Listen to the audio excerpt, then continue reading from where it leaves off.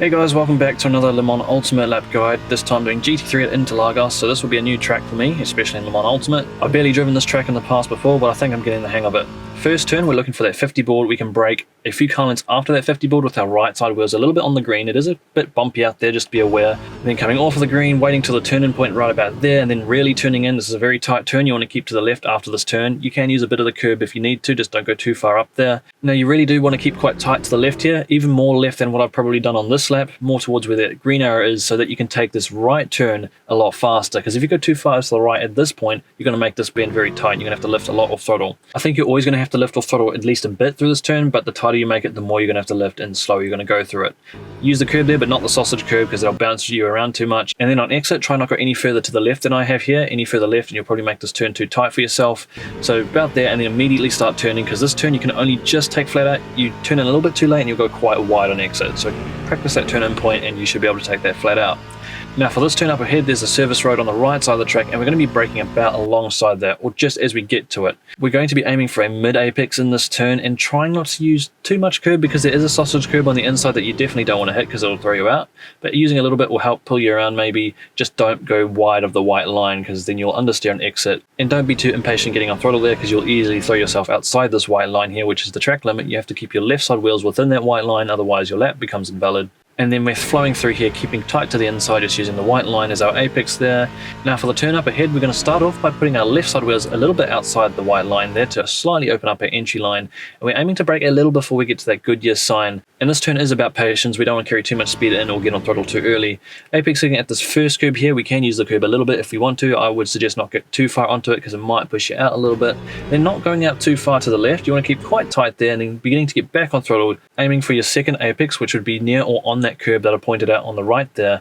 Getting as close as we can to it, then going all the way to the outside. Now don't brake on that curb, it's very bumpy. If you have to, then try come off of the curb as quickly as you can, braking in a straight line, braking about a car length or two before we get to that DHL sign that I had on the screen just there. This turn we want to mid-apex and not getting too much over this inside curb, because it can push you out, and especially if you touch that sausage curb, it's just going to throw you to the left of the track there. Now we have another double apex turn here. We're not going to go over the curb because that would be making the turn too tight for ourselves. Apexing at the white line that I got on screen there, then being patient, waiting for the car to turn, and then getting back on throttle as the track starts to incline upwards. We'll gain more grip, and then apexing at the white line again, coming back on throttle, carrying our momentum to the outside of the track, going onto this exit curb to use the maximum width of the track that we can. Now for the turn up here, we're going to have to do a little bit of braking while turning. Coming alongside where that curb is, we're going to start braking as that curb begins, then letting the car move towards the white line to open up our entry line as we brake. The ABS will probably engage a wee bit there.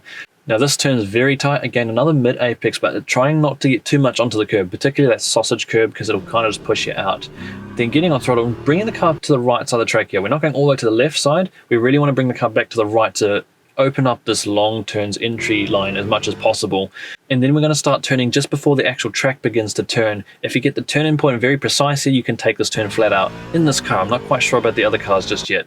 The ideal line going through here is hugging that white line as much as you can through most of this turn. Not getting too much onto the curb, and also not going wide of the white line, because you'll probably just end up wide on exit. Very precise line required to go flat through there. And then keeping your left side wheels within the white line, otherwise you'll invalidate the lap. For the final braking point here, we're looking for either the end of the curb or that brown patch of dirt on the left side. We can use either of those. There's also a couple marks on the grass there we can use as braking references. And then we're using that inside curb to slightly shorten our line there and carry our momentum over, and getting on throttle only after we get to the apex there, carrying our momentum all the way to the outside curb, using all of this outside curb, but make sure you don't get onto the dirt, because that will cause you to have a little bit of wheel spin, lose traction, ultimately lose speed coming out of this turn. We're not done just yet. Make sure you stay towards the middle of the track at this point, because we're going to open up our entry line a bit for this bend to the left. If you go too tight, you're going to cut off some more speed, having to turn more, scrubbing the tires. It'll slow you down. Then apex at that white line there, going through here as smoothly as you can, then carry your momentum to the outside of the track and basically just drive the smoothest line as you can through here to the finish line. Here you can go over this white line. It doesn't give you any kind of cut going over that pit lane line, and then towards the line we go. This lap, it could have been slightly better in a couple areas, especially the first turn, I think. So I'm going to play through a whole lap of this track again without any interruptions, except this time the lap's going to be a better lap than the one I've just shown you, with a slightly better first turn and a few other turns as well. So enjoy that, and after this I'll come back with a pit entry guide. See you very soon.